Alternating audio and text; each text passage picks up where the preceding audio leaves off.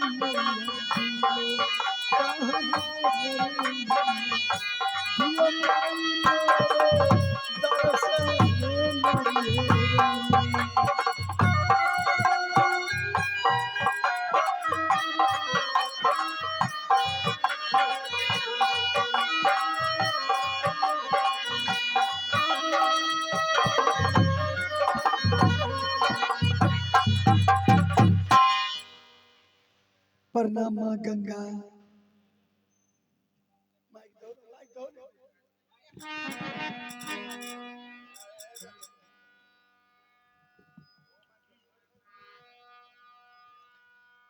हे माँ धन्य हो, खुश रहो बेटी। धन्य माँ तुम मुझे दर्शन दी। हे माँ मैं बहुत संकट में हूँ माँ। माँ तुम अपनी गोद में छुपा कर मुझे रख लो माँ। क्या बेटी बस आप इस ये गंगा जी में मत डूबो बेटी। बेटी आपको घर कहाँ है और क्या नाम है? आपको क्या विपद पड़ गया है जिसे माँ गंगा में डूब रही है बेटी? हे माँ मेरे निहार किला नरपतगढ़, मेरे पिताजी के नाम नरपत सिंह, भैया के नाम मकिंदर, ससुराल मेरी राजभवा, ससुर मेरे दक्षराज, सास मेरी रानी देवी, पति के नाम की जीता हूँ, मेरी नाम रानी फूल। समझ गए बेटी, तूने रुदल का पत्नी हो बेटी। हाँ बेटी इसमें मत डूबो और यहाँ से चली जाओ काली नागिन के पास बेटी। क्या? हाँ हाँ बेटी। माँ तुम छुपा कर मुझे नहीं रखोगी? नहीं नहीं बेटी यहाँ से चली जाओ। ठीक है माँ मैं चली जाऊंगी। ठीक है माँ।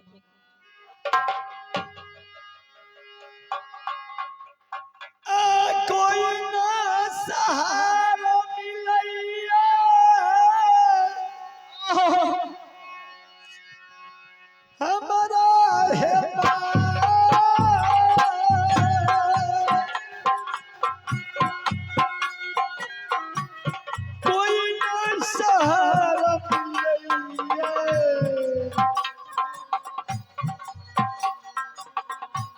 रंग फूला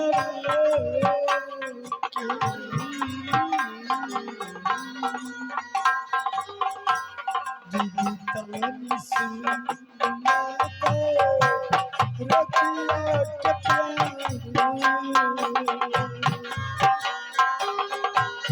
कोई सहारा पिए और तू कोई ना सहारा होइया हमरा किया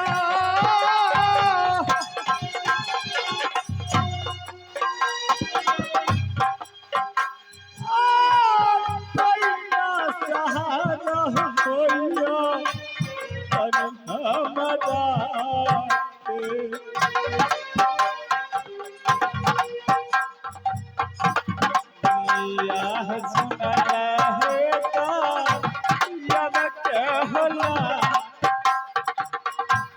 कोई ना सहारा होइया हमारा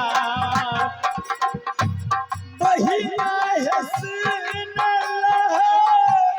लेकिन मरदा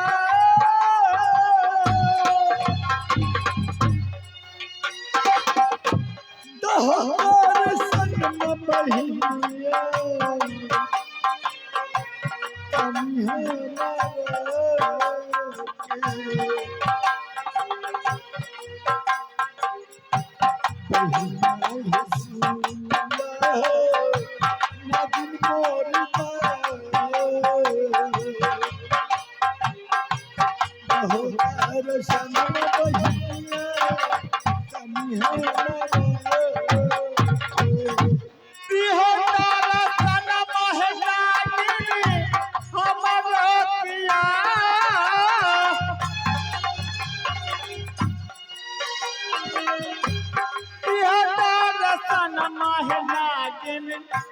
तने हमारा के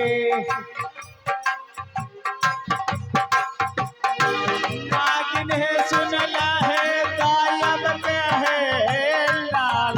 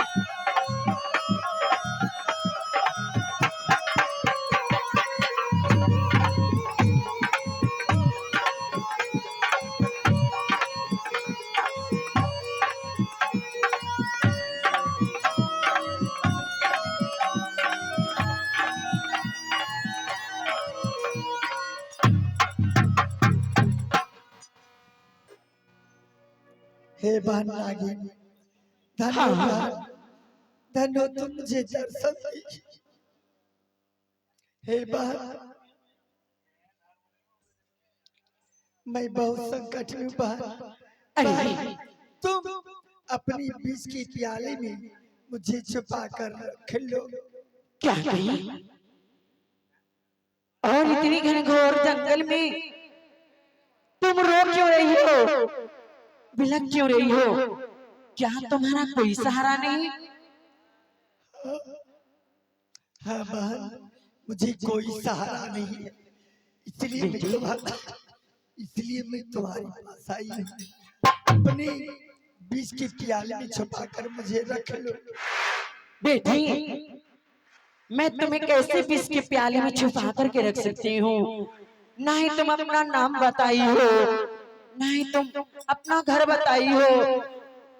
बेटी हे बहन हाँ बहन मेरी निहार किला नरपतगढ़, मेरे पिताजी के नाम नरपत सिंह, भैया के नाम मकिंदर, ससुराल मेरी राजभवा, ससुर मेरे दक्षराज, सास मेरी रानी देवला, पति के नाम केशवता, मेरी नाम रानी फूला। अरे नहीं नहीं नहीं, मैं तुम्हें अपने विष के प्याले में नहीं छुपा करके रख सकती। यदि तुम्हारे पति की पता चलेगी तो ये पूरा जंगल में आग लगा देंगे, वो पूरा जंगल को जला करके राख कर देंगे। नहीं बेटी, मैं तुम्हें अपने विष के प्याले में नहीं छुपा करके रख सकती बेटी। तू जा, यहाँ से जा, बिजुवन जंगल है और वहीं पे कई तरह की बाघ, हरिण, शेर वहीं पे रहते हैं। जा बेटी, यदि हो सकता है तो तुम्हें वहीं शरण मिलेगी। ठीक है, मैं हाँ हाँ चली बेटी, जाऊंगी। जा।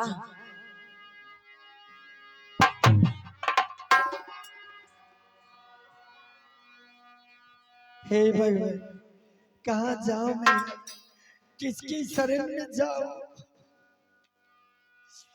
करी हम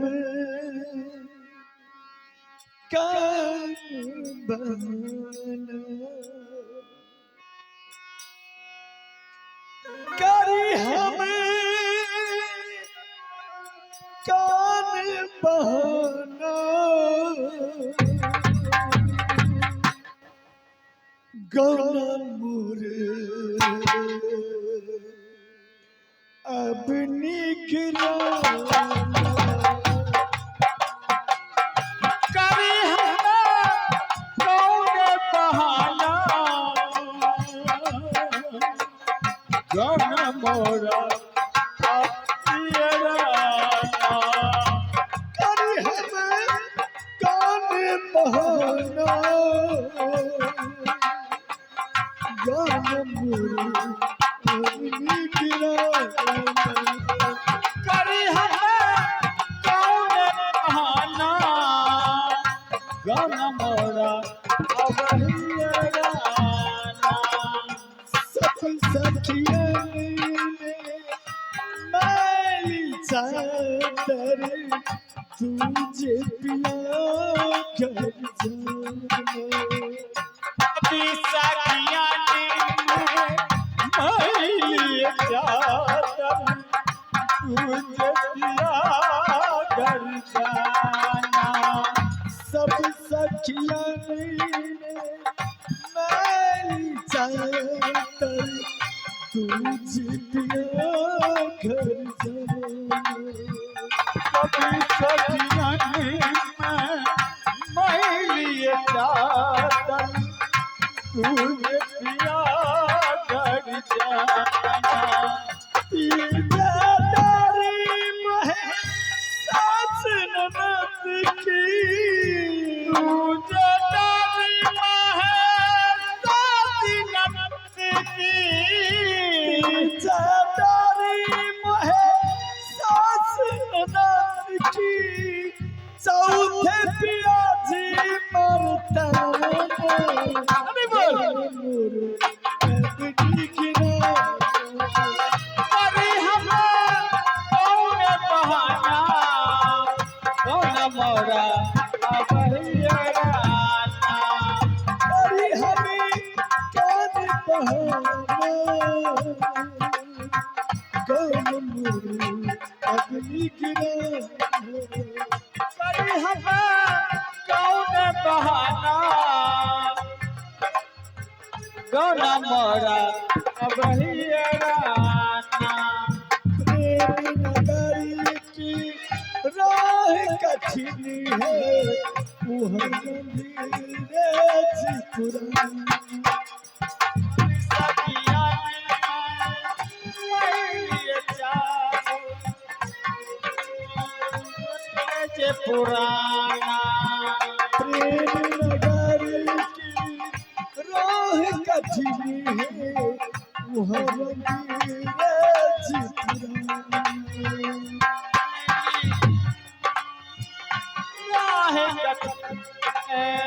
वही रंग रे पुराना, ऐसरा की मोह सुंदरी ऐसी रानी राना मोर चुंदरी सिरा गिरा की मोह सुंदरी ताकि पिया जी पहचानो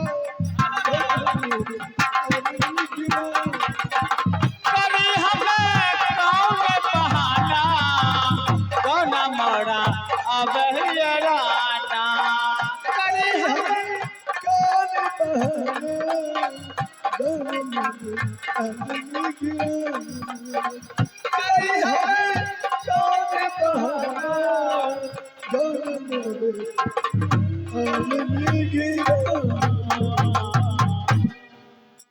हे भगवान, मैं इस जुहिबन जंगल में आ गई। मैं शेर भाई को पुकारती हूँ। यदि शेर ने मुझे दर्शन दे तो मैं उन्हें कहूंगी, भाई से तुम मुझे निकल जा। भैया हसूनला शरवा होया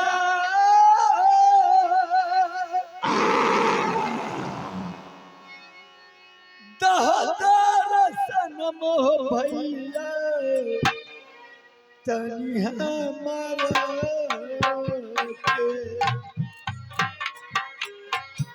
भैया तानी सुन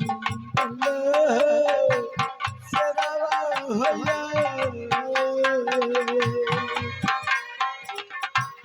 दहदार सनम हो भैया तनी हमारा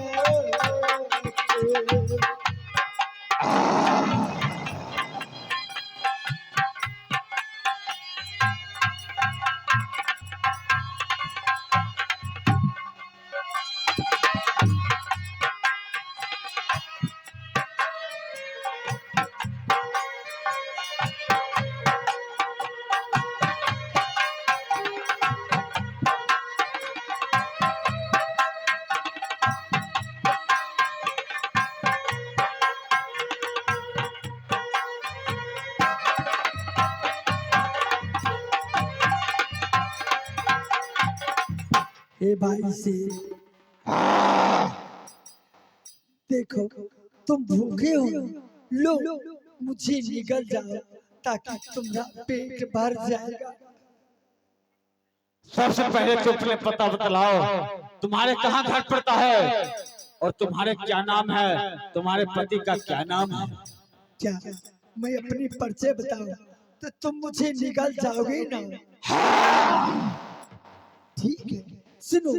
मेरी नियर किला नरफतगढ़, मेरे पिताजी के नाम नरफत सिंह, भैया के नाम मकिंदर, ससुराल मेरी राजमोहबा, ससुर मेरे दक्षराज, सास मेरी रानी देवनी। लो मुझे निकल जाओ। समझ गया, तू ना रुदल का पत्नी हो। हाँ भाई से। ठीक है, तुम नंगी बदन हो ना? हाँ भाई से। एक काम करो, तुम इस पत्ते का ढेर में तुम तन छुपा कर बैठ जाओ और एक बार आवाज लगाएगा इस जंगल के जितना जानवर होगा तुम्हें अवश्य फल फूल लाकर तुम्हें खाना अवश्य देगा लेकर। और एक काम करो, मैं तुम्हें धर्म का भाई बनता हूँ, तुम धर्म का बहन बन जाओ। क्या मैं तुम्हारा धर्म की बहन बनूं, तुम मेरे धर्म की भाई बनोगे और मैं ये नंगी बदन लेकर इस पत्ते की ढेर में अपना तन छुपा कर बैठ जाऊं। तुम आहार करने के लिए जाओगे, फल फूल लाकर इस पत्ते के ढेर में फेंक दोगे। आई जरा तो रहला बहिनिया भैया से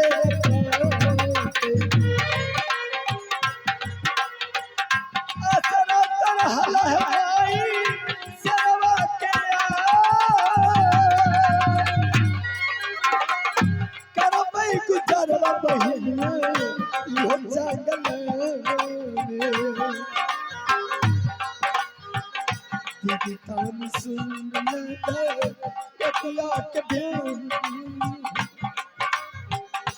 करके गुजर रहे आई हो जगल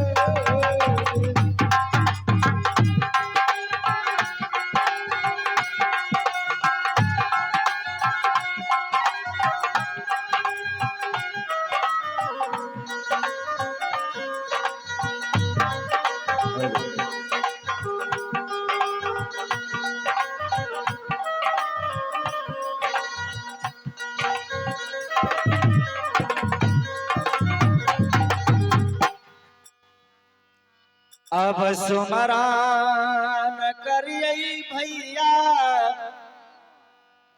अहो शिव करके आहो जिनका जटा से आप बहै हो गंगाधार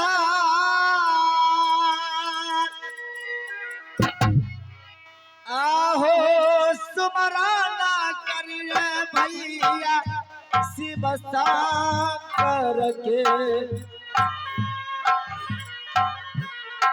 आज का जटा से भैया गंगाधार सुमरण करके भैया शिव करके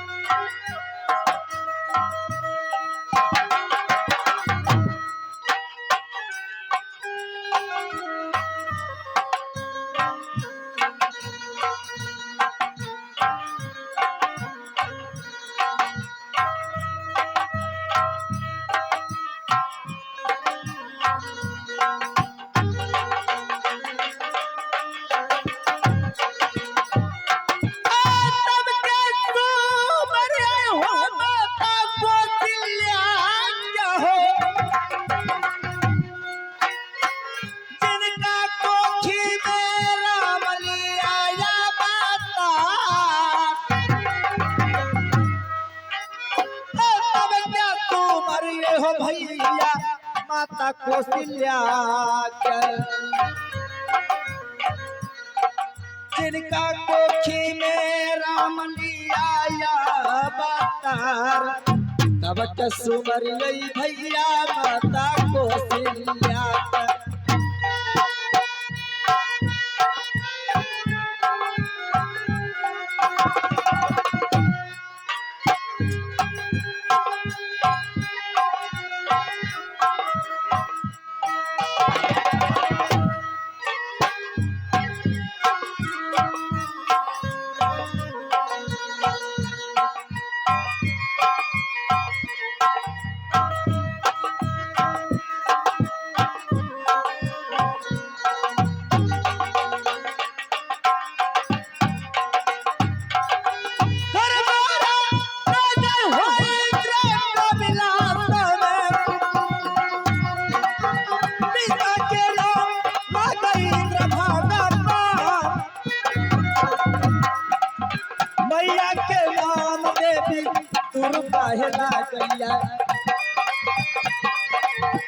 अब भैया सुनला ऐसा भाग्य भगवान के नाम देवी दुर्गा हे लागे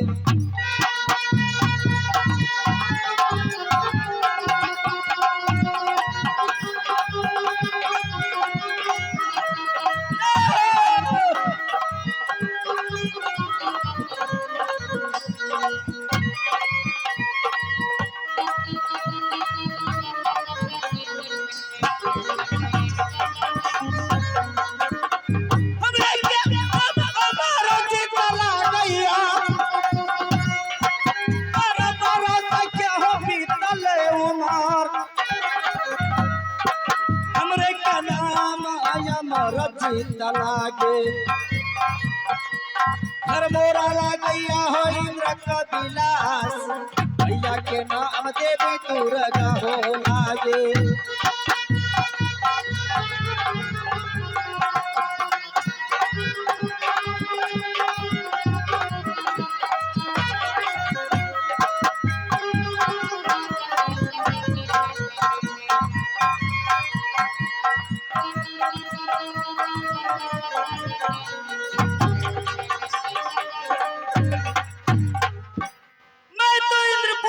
वाला हूँ। और पिताजी के नाम इंद्र भगवान, माँ के नाम देवी दुर्गा और मेरा ही नाम अमरजीत कुमार है। मैं अपने माँ के बुलाता हूँ और सबसे पहले माँ से मुलाकात करता हूँ। आज मुझे दिल होता है गुल्ली गुल्ली खेलने का। अपने माँ के बुला करके और अपने माँ से मैं एक गुल्ली मांग करके जाऊंगा लड़का लोग के साथ गुल्ली गुल्ली खेलने के लिए।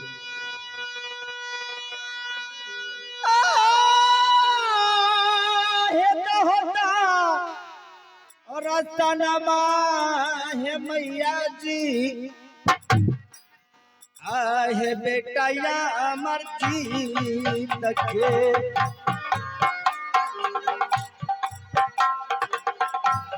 अब मैया सुन ले दुर्गा गई माँ,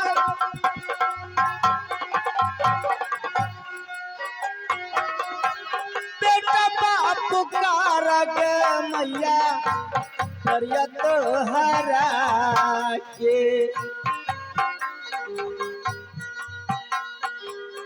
आता होता रतनमा ये मैया बेटवा के जान, होता रतनमा हे मैया बेटा या अमरजीत के।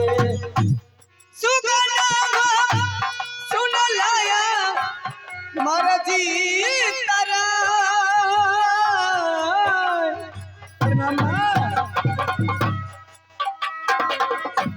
कही पुसलिया रे बबुआ देवी दुर्गा के। बबुआ गो सुन लया मरजीत राय कही पुसलिया रे बबुआ।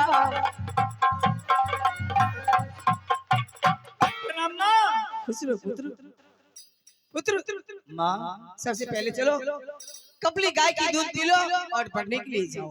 देवी माँ, आज मैं कपले गाय का दूध नहीं पी सकता हूँ। आज हमें एक चीज को मन में लालसा लग गया है माँ। पुत्र अमरजीत कुमार, माँ ये तुम क्या कह रहे हो? हाँ, कपली गाय की दूध नहीं पिएगा? नहीं माँ, आज मैंने देखा हूँ लड़का लोग की गुल्ली गुल्ली खेल रहा था। लड़का लोग के देख करके हमें भी मन में ललसा गया कि मैं भी जा रहा हूँ, अपने माँ से गुल्ली मांग करके आऊंगा और लड़का लोग के साथ मैं भी गुल्ली गुल्ली खेलूंगा।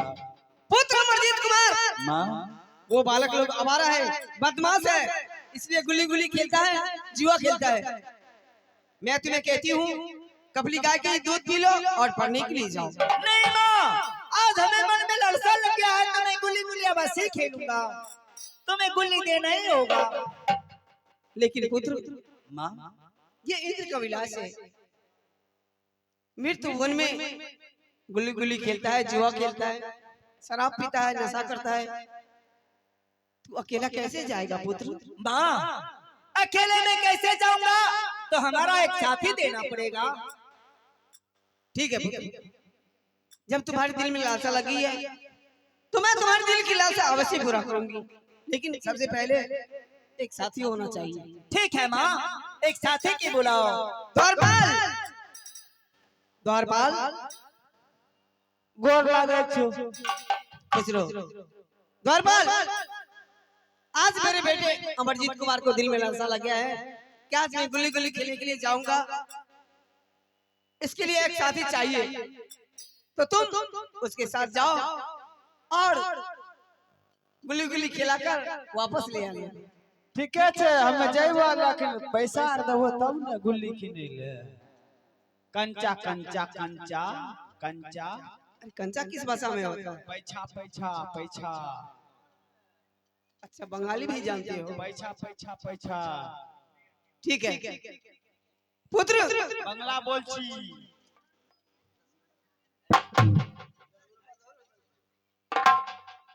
बंगला बोल छी पैसा। टाका लेबो, टाका टाका तब देबो। जल्दी लाबा।